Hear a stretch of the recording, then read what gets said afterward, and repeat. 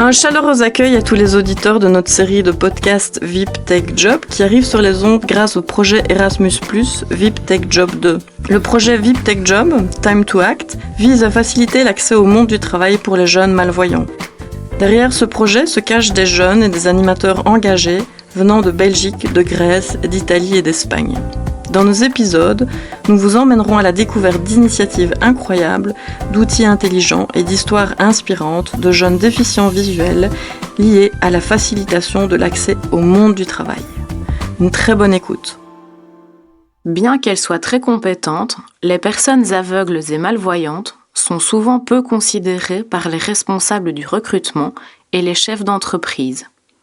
Pour une personne aveugle ou malvoyante, trouver un emploi n'est pas toujours chose aisée et peut même être décourageant, voire démoralisant. Il n'est cependant pas nécessaire qu'il en soit ainsi.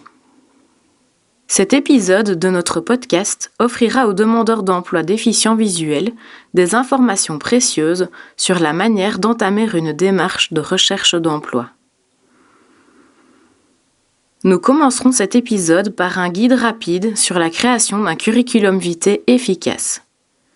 Dans la suite, nous parlerons de la lettre de motivation ou lettre de présentation, un document qui vous aide à vous présenter brièvement et à fournir quelques informations supplémentaires que vous n'avez peut-être pas la possibilité d'inclure dans votre CV.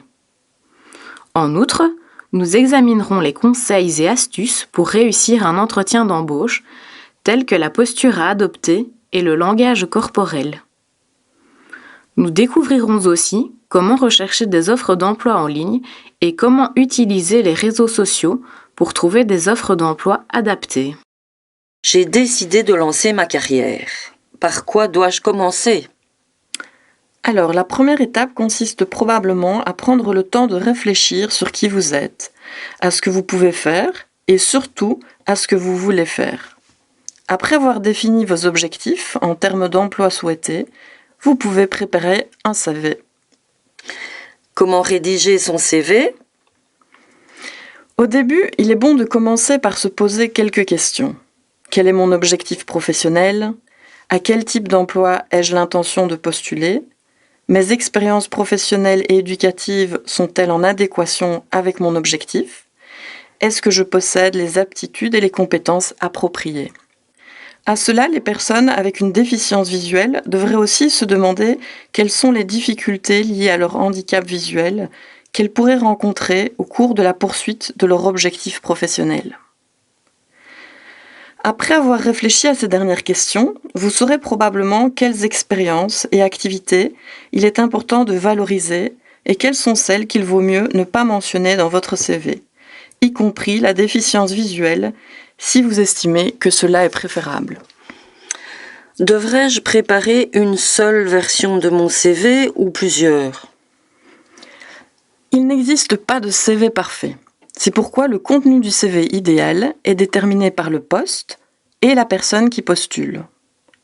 Les employeurs utiliseront les informations contenues dans votre CV pour décider si vous êtes adapté au poste à pourvoir. Cela signifie que vous devez adapter les informations de votre CV au poste auquel vous postulez. L'objectif d'un CV est d'obtenir un entretien d'embauche. La plupart du temps, vous devez adapter votre CV à un poste spécifique, plutôt que d'envoyer un CV générique.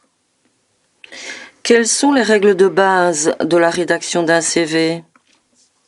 Un CV doit être court, donc 2 à 3 pages maximum, clair, concis et bien structuré. N'oubliez jamais l'impact visuel, c'est la première chose que le recruteur, l'employeur, regardera. Faites attention aussi aux fautes de grammaire et d'orthographe. Structuré. Utilisez différentes sections et puces. Cohérent. Il doit y avoir une continuité entre votre formation et votre expérience professionnelle. Il doit également mettre en avant vos compétences pour le poste pour lequel vous postulez. Il est important de répondre à la question du « pourquoi vous devriez être embauché » et d'exprimer de manière claire et convaincante ce que vous savez faire, mais aussi ce que vous pouvez faire. Si vous êtes malvoyant ou non-voyant, demandez à une personne de confiance de vérifier votre CV et éventuellement de le corriger, de l'ajuster ou de l'améliorer. Ne vous sentez pas frustré parce que vous ne pouvez pas le faire tout seul. Demander de l'aide est quelque chose que vous faites pour vous-même, car cela peut vous aider à décrocher un entretien d'embauche, voire à obtenir le poste. Quelles sont les sections standards que je dois inclure dans mon CV ? Votre CV doit contenir les informations suivantes. Informations personnelles et de contact. Faites attention aux profils sur les réseaux sociaux que vous décidez de partager. La description personnelle est facultative, mais elle peut servir de résumé du CV. Il s'agira d'une section sous forme de paragraphe où vous décrivez qui vous êtes, ce que vous avez à offrir et quelles sont vos ambitions. Vos études, formations et qualifications, vos diplômes, votre dernière école ou programme académique le plus récent est le plus pertinent. Commencez par là, remontez ensuite dans le temps. Vos expériences professionnelles. Listez vos stages et toute autre expérience professionnelle antérieure pertinente. Si vous êtes à la recherche d'un premier emploi, vous pouvez mettre en avant vos compétences, par exemple en matière de créativité ou de gestion de projet. Important aussi de mentionner vos activités ou vos réalisations. Vous montrerez également aux employeurs que vous défendez vraiment vos valeurs. Indiquez l'intitulé de votre poste, vos responsabilités et vos principales tâches. Plus vous êtes précis, mais concis, mieux c'est. Mentionnez également vos expériences de travail, de volontariat et vos hobbies en rapport avec le bénévolat, le mentorat, les organes de représentation des étudiants, le sport, la culture, etc. Vos compétences linguistiques. Indiquez votre niveau à l'écrit et à l'oral. Mentionnez les cours que vous avez suivis et les certificats que vous avez obtenus. Vos compétences en matière de technologie de l'information et de la communication et en informatique. Mentionnez également vos certificats, par exemple, le certificat européen de compétences numériques. Dans le cadre de la recherche d'un emploi, le CV est-il le seul document que nous devons préparer ? En général, l'employeur demandera également une lettre de motivation ou lettre de présentation. La lettre de motivation expliquera au recruteur pourquoi vous postulez pour un emploi. Le principal objectif de la lettre de motivation est de présenter votre CV et de convaincre la personne qui reçoit votre candidature de le lire. La lettre de motivation peut être l'occasion pour vous d'expliquer pourquoi vous seriez un bon candidat pour l'entreprise. Comment dois-je commencer à préparer la lettre de motivation ? Une bonne manière de commencer est de trouver des informations pertinentes sur l'entreprise ou l'organisation au sein de laquelle vous postulez, en allant sur son site web ou sur les réseaux sociaux. Il est aussi important de lire attentivement la description du poste et de bien comprendre quel type de profil professionnel il recherche. Suivez bien les instructions.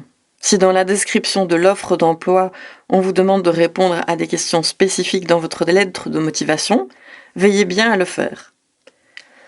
Veillez à utiliser une adresse électronique appropriée lorsque vous postulez un emploi. Par exemple, avec votre prénom et votre nom de famille. Vous pouvez en créer une si vous n'en avez pas. Si vous décidez de mentionner votre handicap dans votre lettre de motivation, veillez à le présenter comme un aspect positif, en précisant ce que vous en avez tiré et comment il vous a aidé à développer d'autres compétences. Quel type de mise en page et de style dois-je appliquer ? Votre lettre doit avoir la mise en page d'une lettre commerciale typique. En particulier, il est important d'espacer les différents éléments et les différents paragraphes. N'oubliez pas non plus d'ajuster votre texte à gauche. Si cela n'est pas explicitement indiqué autrement, la longueur de votre lettre ne devrait pas dépasser plus d'une page. Utilisez un langage professionnel, mais ne soyez pas non plus trop formel, car cela pourrait vous faire paraître antipathique. La lettre doit se lire facilement et avec fluidité. Évitez donc d'utiliser un langage compliqué. Il est utile d'inclure les mots-clés du secteur ou de l'entreprise dans votre lettre. Cela montre vos connaissances et montre que vous êtes déjà familiarisé avec ce domaine professionnel. Enfin, essayez d'éviter les expressions génériques et créez plutôt votre propre style. Qu'en est-il du concept de base de la lettre de motivation? Que doit-elle contenir? Dans le premier paragraphe, vous devez vous présenter. Vous devez indiquer pourquoi vous écrivez, en précisant le nom du poste auquel vous postulez, et expliquer comment vous avez eu connaissance de cette opportunité. Ensuite, incluez votre brève présentation, votre diplôme, la date d'obtention de celui-ci, ou, si vous avez déjà une expertise, votre expérience professionnelle et vos objectifs en rapport avec le poste. Deuxième paragraphe, vendez-vous. Dans cette partie, vous pouvez utiliser ce que vous avez appris au cours de vos recherches. Vous devez indiquer comment vous pourriez être un bon choix pour l'entreprise et comment vous pouvez contribuer à son amélioration. En particulier, montrez clairement comment vous répondez aux exigences du poste. Pour ce faire, il est important que vous donniez des exemples de vos compétences et connaissances concrètes et transférables. Vous pouvez aussi énumérer vos réalisations antérieures. Troisième paragraphe, la conclusion. En 2 à 4 phrases, réaffirmez que vous êtes motivé par le poste et invitez le recruteur à prendre connaissance de votre CV pour en savoir davantage sur vous. N'utilisez pas de phrases vagues où vous dites que vous espérez avoir de leurs nouvelles bientôt. Essayez plutôt quelque chose de plus accrocheur et de plus concret, par exemple en mentionnant votre passion pour ce domaine de travail. Pour récapituler les éléments les plus importants de la lettre de motivation sur lesquels se concentrer. Soyez spécifique, adaptez votre lettre à chaque candidature. Mentionnez vos compétences et vos expériences spécifiques pertinentes pour le poste auquel vous postulez. Soyez concis, allez droit au but. Les lettres de motivation répétitives et longues ne sont pas attrayantes pour les recruteurs. Ne répétez pas ce qui figure déjà dans votre CV, mais incluez plutôt des informations plus élaborées qui ne sont pas présentées dans votre CV. Soyez concret et expliquez pourquoi vous seriez un bon candidat pour l'entreprise en donnant des exemples précis. Compétences et exemples. Essayez de trouver quelles compétences sont nécessaires pour ce poste. Choisissez ensuite 2 ou 3 de vos compétences nécessaires au poste et mettez-les en évidence en fournissant des exemples concrets de votre vie quotidienne où vous avez fait preuve de ces compétences. Réalisation. Expliquez ce qui peut vous distinguer des autres candidats. Et pour terminer, concentrez-vous sur l'entreprise. Tout ce que vous écrivez sur vous doit viser à expliquer comment l'entreprise pourrait-elle bénéficier de votre embauche. En plus du CV et de la lettre de motivation, notre objectif ici est de vous fournir des trucs et astuces pour réussir votre entretien d'embauche. C'est très intéressant. Que faut-il savoir ici? Par exemple, comment s'habiller pour un entretien? À ce sujet, nous vous suggérons de demander à une personne voyante de votre entourage et en qui vous avez confiance de vous aider à trouver une tenue à porter pour l'occasion. Vous pouvez décider de la façon dont vous souhaitez vous habiller, mais en respectant la culture de l'entreprise. Vous voyez maintenant pourquoi la recherche préalable d'informations sur l'entreprise ou l'organisation est cruciale. Il est important de ne pas trop s'habiller et en faire de trop pour un entretien d'embauche dans une entreprise connue pour sa culture décontractée. Dans tous les cas, soyez propre et soigné. Qu'en est-il de mon langage corporel? La façon dont vous vous comportez avec votre corps et vos mouvements a une grande influence sur la façon dont les autres vous perçoivent.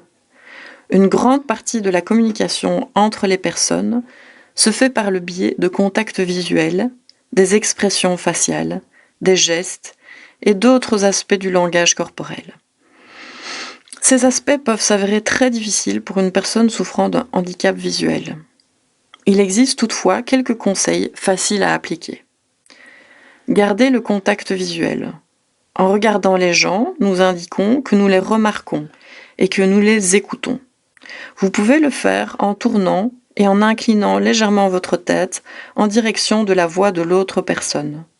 Les personnes qui n'ont pas l'habitude de traiter avec une personne atteinte d'un handicap visuel apprécieront grandement ce geste car il leur donne l'illusion d'avoir réellement un contact visuel. Gardez à l'esprit la posture de votre corps. Rappelez-vous qu'une position droite montre la confiance et la compétence.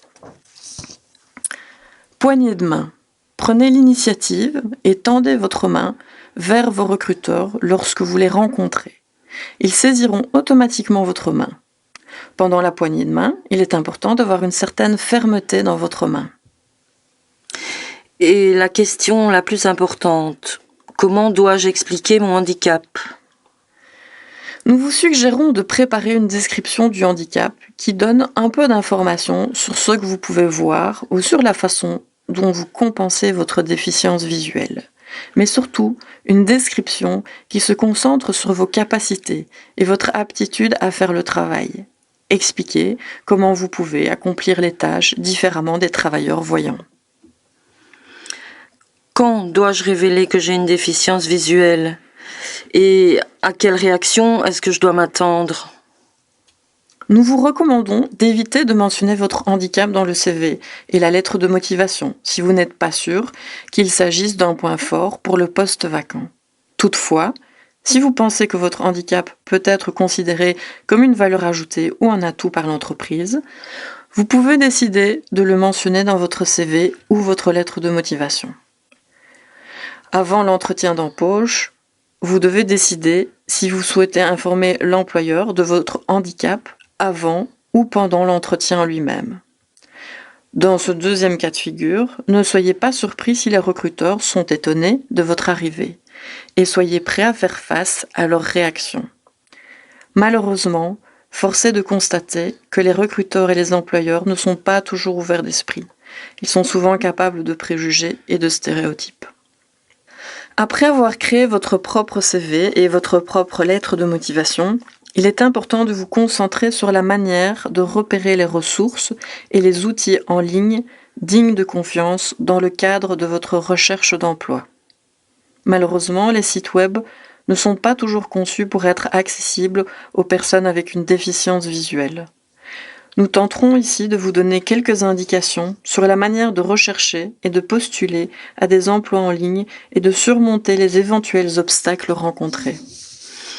À ce propos, je me demandais quels sont les sites web les plus utiles et les plus performants pour la recherche d'un emploi. Par exemple, il existe des sites web proposant des offres d'emploi pour les personnes handicapées, comme www.wheelit.be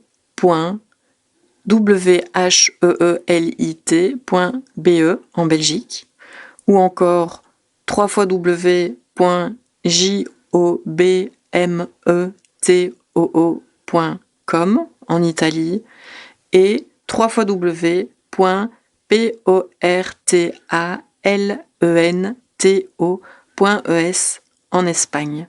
Ces 3 sites où vous pourrez trouver des opportunités pour les personnes déficientes visuelles. En outre, les sites web les plus connus sont Indeed, Monster, Jobijoba, InfoJobs, Glassdoor et Google for Jobs. En outre, vous pouvez étendre votre recherche à d'autres sites web tels que ceux des universités, des agences pour l'emploi et des entreprises. Et comment est-ce que je peux faciliter ma recherche ? Ne limitez pas votre recherche à des sites généralistes. Essayez plutôt de l'étendre à d'autres sites, plus spécifiques au secteur dans lequel vous souhaitez travailler et qui recherchent des personnes ayant vos qualifications et votre expérience. En outre, limitez votre recherche à une ville ou à un secteur. Et enfin, la plupart des sites vous demandent de vous inscrire si vous souhaitez postuler un emploi. Mais faites attention lorsque vous fournissez vos données personnelles et lorsque vous acceptez de recevoir des notifications. Est-ce que tous les formulaires en ligne sont accessibles à des personnes déficientes visuelles ? Malheureusement, vous devez vous préparer au fait que de nombreux formulaires à remplir ne sont pas toujours accessibles aux déficients visuels. Cependant, nous essayons de vous proposer 3 solutions qui peuvent vous faciliter la tâche. 1. Vérifiez que la technologie dont vous disposez est la dernière version, ou si des mises à jour sont nécessaires. 2. Demandez à une personne voyante de vous aider dans vos démarches.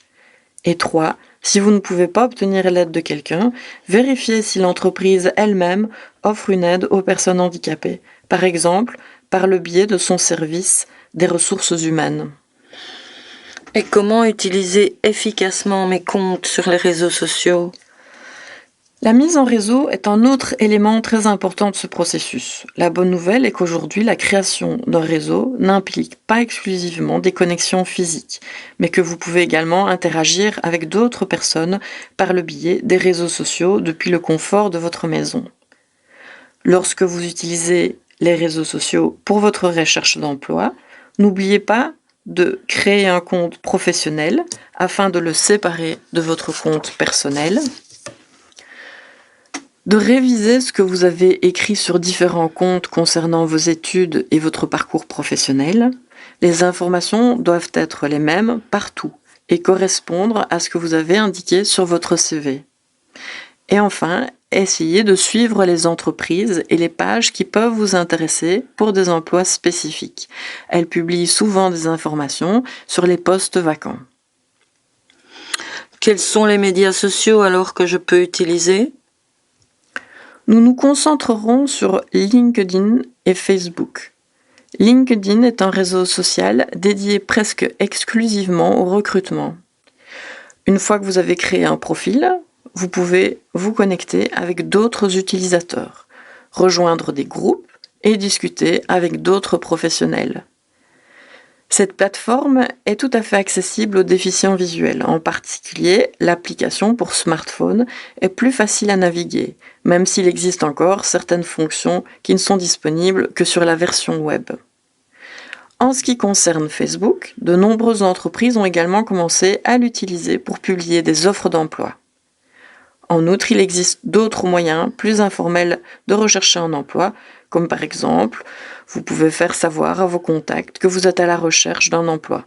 Vous pouvez trouver des groupes d'utilisateurs ayant les mêmes intérêts professionnels que vous, ou d'autres groupes exclusivement dédiés à la recherche d'emploi. Pour des informations plus approfondies, visitez notre cours en ligne sur https://how2-viptechjob.eu/. L'équipe de VTJ2 espère être une ressource précieuse pour vous aider à surmonter les obstacles rencontrés dans le parcours de la recherche d'emploi. Ce podcast a été réalisé par Views International et avec l'aimable collaboration de La Lumière SBL à Liège que nous remercions chaleureusement. Cet épisode est arrivé jusqu'à vous grâce au projet VipTech Job 2 et au programme Erasmus+.